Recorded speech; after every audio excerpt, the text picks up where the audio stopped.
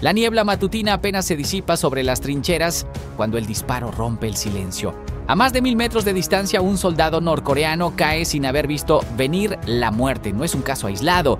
En las últimas semanas, las unidades de francotiradores de élite ucranianas han convertido la cacería de combatientes de Pyongyang en una operación sistemática, aprovechando la inexperiencia del contingente asiático y la superioridad tecnológica de sus rifles de largo alcance. Cada baja norcoreana no solo reduce el número de efectivos del Kremlin, sino que también mina la moral de un ejército extranjero que llegó al frente sin conocer el terreno ni el enemigo.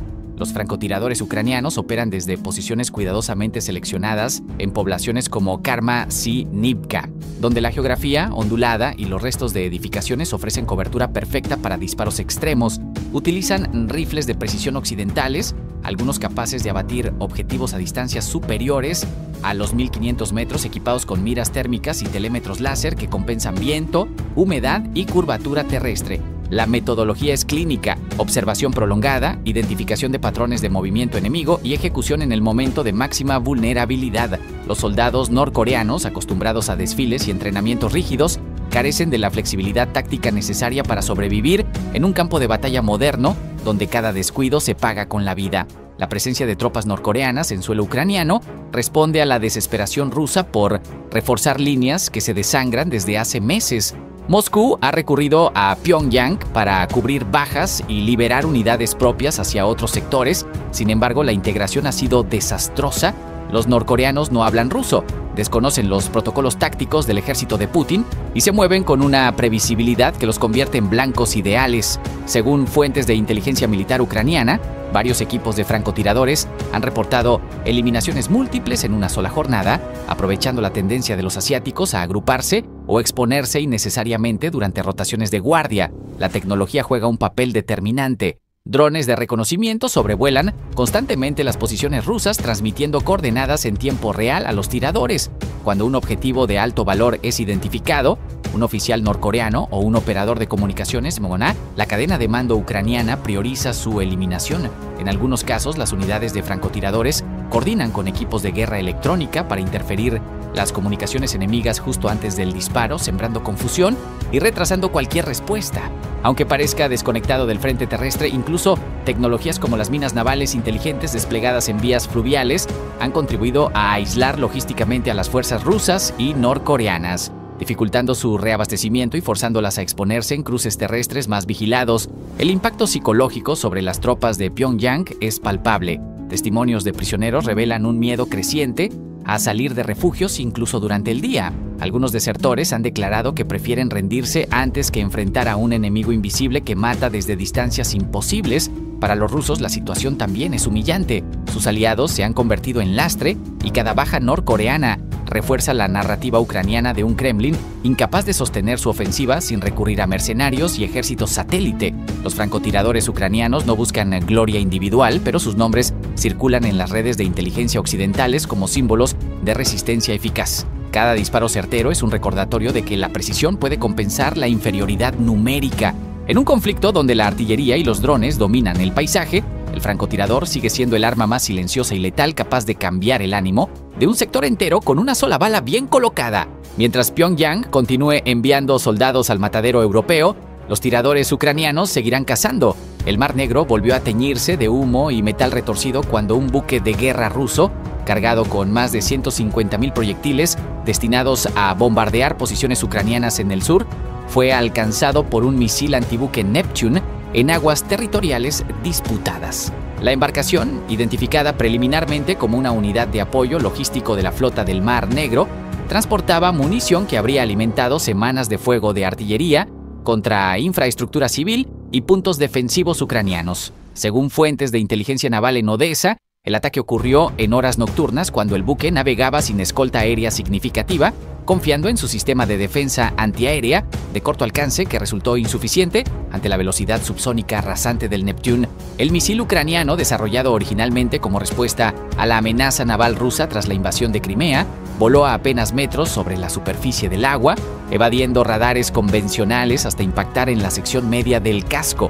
Testigos en la costa de Mykolaiv reportaron un destello naranja seguido de una columna de humo que se elevó varios centenares de metros. La detonación secundaria, provocada por la ignición de la carga de proyectiles en las bodegas, fracturó el buque en 2 secciones que comenzaron a hundirse en cuestión de minutos. Equipos de rescate rusos lograron evacuar parte de la tripulación, pero el número de bajas permanece sin confirmar oficialmente.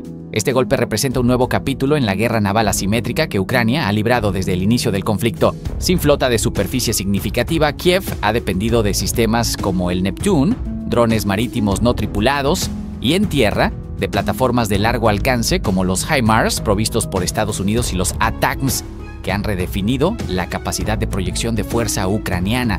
Mientras el Neptune golpeaba en el mar, baterías de ATACMS continuaban operando desde posiciones móviles en zonas cercanas a Kropivnitsky, apuntando a depósitos de munición y centros logísticos rusos en la retaguardia ocupada. La coordinación entre ataques marítimos y terrestres sugiere una maduración en la doctrina operativa ucraniana, que ahora integra inteligencia satelital occidental con capacidades de fuego indígena. La pérdida del buque no solo priva a Moscú de una cantidad crítica de munición, sino que expone la fragilidad de sus líneas de suministro marítimas. Desde el hundimiento del crucero Moskva en 2022, también por un Neptune, la flota del Mar Negro ha operado con extrema cautela, relegando sus unidades de superficie a puertos protegidos en Crimea y Novorossiysk. Este nuevo incidente refuerza la percepción de que Ucrania mantiene control efectivo sobre amplias zonas del Mar Negro Occidental, limitando la libertad de maniobra rusa y complicando el reabastecimiento de fuerzas terrestres en el sur de Ucrania. En el terreno, la respuesta rusa fue inmediata. Artillería pesada y lanzacohetes múltiples, MLRS-GMLRS, capturados o adquiridos en el mercado negro, bombardearon posiciones ucranianas cerca de la línea de contacto en Jersón y Zaporizhia, intentando desviar atención y recursos. Sin embargo, analistas militares consideran que estos ataques reflejan más frustración que estrategia coherente. La destrucción del buque interrumpe el flujo de munición que alimentaba esas mismas baterías, generando un efecto dominó que podría reducir la intensidad del fuego ruso en las próximas semanas. Las imágenes satelitales posteriores al ataque muestran una mancha de combustible expandiéndose en la superficie del agua, junto con restos flotantes de contenedores y escombros. Equipos de inteligencia ucranianos celebraron el golpe como prueba de que la inversión en desarrollo de armas propias puede cambiar el equilibrio táctico incluso contra un adversario con superioridad numérica. Mientras tanto, en Moscú, el Ministerio de Defensa guardó silencio oficial, aunque canales militares rusos en redes sociales confirmaron la pérdida y exigieron medidas más estrictas de protección para convoyes marítimos. El Mar Negro sigue siendo un tablero de ajedrez donde cada movimiento arriesga piezas valiosas, y esta vez el Neptune demostró que las aguas que Rusia buscaba dominar aún pueden volverse en su contra. Las calles de Moscú amanecieron convertidas en escenario de un desafío sin precedentes. Cientos de ciudadanos rusos salieron a plazas y avenidas del centro para rechazar abiertamente nuevas órdenes de movilización militar, en lo que representa la fractura más visible del contrato social entre el Kremlin y su población desde el inicio de la ofensiva en Ucrania. Los gritos de "no a la guerra" resonaron cerca del metro Pushkinskaya, mientras agentes antidisturbios formaban cordones para contener una protesta que, según observadores locales, reunió a más de 1000 personas antes del mediodía. El detonante fue la filtración de un decreto interno que ampliaría el llamado a filas para hombres de hasta 45 años, incluyendo trabajadores de sectores considerados estratégicos. La noticia se propagó por canales de mensajería encriptada durante la madrugada, desatando una oleada de indignación que desbordó los controles habituales de censura. Familias enteras se congregaron frente a oficinas de reclutamiento en distintos barrios, exigiendo transparencia y el fin de una campaña que ya ha cobrado decenas de miles de bajas en el frente. Para muchos analistas, este estallido refleja el agotamiento de una narrativa oficial que prometía victorias rápidas y costos mínimos. En paralelo, el descontento interno encuentra eco en el campo de batalla. Unidades rusas desplegadas en el sur de Ucrania reportan deserciones crecientes y casos de insubordinación, según fuentes de inteligencia ucranianas. En la región de Zaporizhia, cerca de Enerhodar, tropas de Moscú habrían abandonado posiciones fortificadas tras recibir órdenes de avanzar sin apoyo logístico adecuado. El colapso de la moral se traduce en oportunidades tácticas para Kiev. Columnas blindadas ucranianas, equipadas con vehículos occidentales como el Marder 1A3, han intensificado operaciones de reconocimiento en sectores antes impenetrables, aprovechando la desorganización enemiga. La crisis en la capital rusa no se limita a manifestaciones callejeras. Redes sociales rusas muestran videos de madres bloqueando autobuses militares, de jóvenes quemando citaciones en plena vía pública, de comerciantes cerrando negocios en señal de protesta. Las detenciones superan las 500, pero cada arresto alimenta la ira colectiva. El Kremlin, acostumbrado a controlar la narrativa mediante propaganda y represión selectiva, enfrenta ahora un enemigo difuso y descentralizado, su propio pueblo hastiado. Desde Kiev, autoridades ucranianas observan con cautela, pero también con esperanza. El presidente Zelensky declaró que la verdad siempre encuentra grietas en los muros de la mentira, en referencia directa a las protestas moscovitas. Para Ucrania, cada manifestante ruso que se niega a combatir representa una baja menos en el frente, un misil menos disparado contra ciudades civiles, un tanque menos avanzando hacia posiciones defensivas. La guerra, además de librarse en trincheras y cielos, se juega ahora en las conciencias de quienes deben sostenerla desde el interior del agresor. Mientras tanto, en Enerhodar y otras localidades ocupadas, la resistencia ucraniana interpreta estos eventos como señal de debilitamiento estructural del ocupante. Grupos partisanos intensifican sabotajes contra líneas de suministro rusas, confiando en que la desmoralización enemiga facilite operaciones de liberación futuras. La combinación de presión militar externa y fractura social interna dibuja un panorama inédito para Moscú. La noche cayó sobre la capital rusa con sirenas de patrullas y el eco de consignas que hace meses nadie se atrevía a pronunciar. La pregunta ya no es si Putin puede ganar su guerra, sino si puede mantener unida a la nación que dice defender. La decisión cayó como un hachazo en Moscú. Alexander Lukashenko, el hombre que durante años permitió que Bielorrusia sirviera como plataforma de invasión, ordenó la retirada de todas las tropas desplegadas en la frontera con Ucrania. El anuncio llegó sin negociación previa, sin consulta al Kremlin y con una velocidad que desarmó los planes rusos en el sector norte. En cuestión de horas, columnas blindadas bielorrusas comenzaron a replegarse hacia Homiel y Masir, dejando atrás posiciones fortificadas que alguna vez amenazaron Kiev. El movimiento desarticula lo que quedaba del frente norte. Desde febrero de 2022, esa región había sido una herida abierta para Ucrania. La amenaza constante de un ataque desde Bielorrusia obligó a mantener brigadas enteras lejos del Donbass y del sur. Ahora, con las unidades bielorrusas en retirada, Kiev puede redistribuir recursos. Comandantes ucranianos en Chernigov y Sumy confirmaron que detectores del sistema Bukovel AD, desplegados para neutralizar drones rusos en la zona, registraron una disminución drástica en la actividad electrónica enemiga. Las señales de reconocimiento aéreo, antes constantes, se apagaron al ritmo del repliegue. La noticia sacudió las bases militares rusas en la región de Bryansk. Oficiales del Estado Mayor esperaban coordinación con Minsk para mantener presión sobre el eje norte, especialmente cerca de poblaciones como Lipsy, donde unidades de asalto ucranianas habían consolidado defensas contra incursiones transfronterizas. La retirada bielorrusa deja a Moscú sin su flanco occidental de apoyo, sin la infraestructura logística que Lukashenko había garantizado y sin la posibilidad de un segundo frente coordinado. Según analistas militares en Varsovia y Washington, la ruptura no responde a un capricho. Lukashenko enfrenta presiones internas. La economía bielorrusa se desangra bajo sanciones y sectores del ejército cuestionan en privado la subordinación a Rusia. La decisión, filtrada primero a través de canales diplomáticos turcos, habría sido comunicada a Putin apenas minutos antes del anuncio público. El Kremlin no emitió respuesta oficial durante las primeras horas, señal de desconcierto.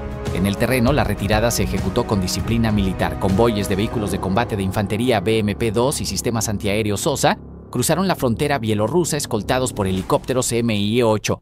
Los soldados dejaron atrás trincheras excavadas durante meses, puestos de observación y depósitos de munición. Unidades ucranianas de reconocimiento avanzaron con cautela hacia las posiciones abandonadas, documentando cada movimiento con drones tácticos. No hubo enfrentamientos, solo el eco de motores diésel perdiéndose hacia el norte. La jugada altera el equilibrio estratégico. Kiev puede ahora desplazar al menos 2 brigadas mecanizadas hacia el este, donde la presión rusa sobre Bakhmut y Avdiivka no cede. Comandantes ucranianos evitan el triunfalismo. Saben que Lukashenko es impredecible y que Moscú puede responder con nuevas ofensivas en otros sectores, pero el daño simbólico es innegable. La retirada bielorrusa expone la fragilidad de las alianzas del Kremlin y muestra que incluso los socios más leales pueden calcular su propia supervivencia. En las calles de Minsk, el silencio oficial contrasta con el rumor popular. Familias de soldados celebraron discretamente el regreso de sus hijos. En Moscú, la propaganda estatal ignoró el tema durante todo el día. Putin, que había apostado por la lealtad incondicional de Lukashenko, enfrenta ahora un frente menos y un aliado que acaba de demostrar que las alianzas se escriben con lápiz, no con sangre. La península de Crimea volvió a manos ucranianas tras una ofensiva relámpago que movilizó 180,000 efectivos y forzó el repliegue de las fuerzas rusas en menos de 72 horas. Según fuentes del Estado Mayor ucraniano, la operación combinó asaltos anfibios, ataques blindados terrestres y una campaña de supresión electrónica que colapsó las comunicaciones de Moscú en el istmo de Perekop.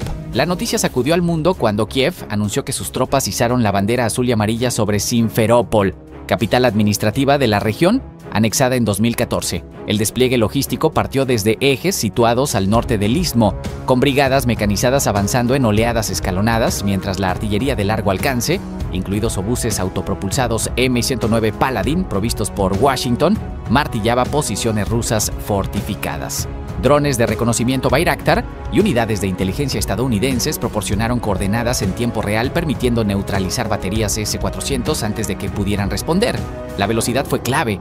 Los convoyes ucranianos cubrieron distancias que habrían tomado días en horas, apoyados por pontones portátiles y helicópteros de transporte que saltaron líneas defensivas. En paralelo, fuerzas especiales desembarcaron en la costa occidental cerca de Yevpatoria, abriendo un segundo frente que obligó a dividir las reservas rusas. Las tropas del Kremlin, sorprendidas por la magnitud del empuje, optaron por replegarse hacia el puente de Kerch en lugar de librar una batalla urbana costosa. Reportes preliminares indican que columnas enteras abandonaron equipos pesados en su retirada, mientras unidades aéreas de la OTAN patrullaban el Mar Negro, disuadiendo refuerzos desde Rusia continental. El repliegue ruso no fue solo militar.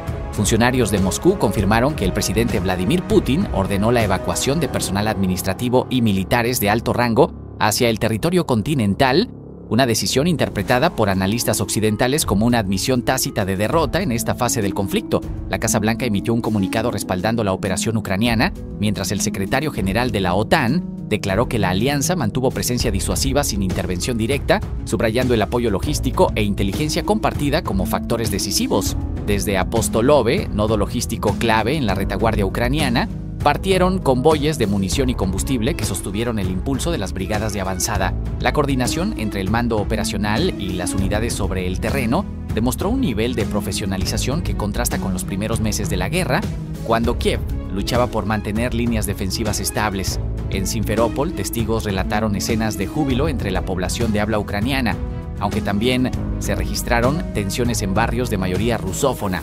Las autoridades ucranianas impusieron toque de queda temporal y desplegaron policía militar para evitar represalias. Mientras tanto, el puente de Kerch se convirtió en cuello de botella para miles de vehículos civiles y militares rusos que intentaban cruzar hacia Krasnodar bajo la vigilancia de drones ucranianos.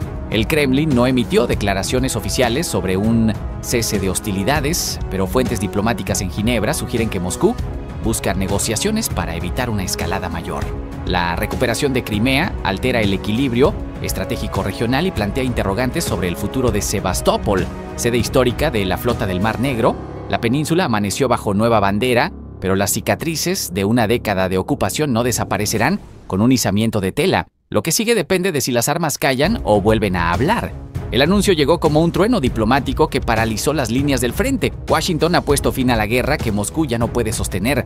Según fuentes del Departamento de Estado citadas por medios occidentales, Estados Unidos habría presentado un ultimátum que obliga a Rusia a aceptar un alto el fuego inmediato bajo términos dictados por la OTAN, mientras Kiev observa con una mezcla de alivio y recelo el rediseño de sus propias fronteras sin haber sido consultada plenamente. La noticia se filtró primero en cables confidenciales, luego en declaraciones cruzadas entre Bruselas y Kiev, y finalmente en el silencio ensordecedor del Kremlin, que durante horas no emitió respuesta oficial. Para los comandantes ucranianos desplegados desde Bakhmut hasta la costa de Azov, la orden de cesar el fuego no significa descanso, sino incertidumbre.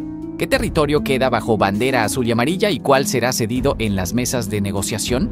La presión sobre Moscú habría alcanzado su punto de quiebre tras meses de desgaste militar y sanciones que estrangularon la economía rusa. Analistas en Washington señalan que el Kremlin, incapaz de sostener una ofensiva prolongada y enfrentando motines internos en regiones periféricas, habría aceptado condiciones que hace un año hubieran sido impensables. La OTAN, actuando como árbitro armado, habría impuesto una nueva cartografía provisional, líneas de separación que atraviesan ciudades en ruinas, campos minados y pueblos fantasma.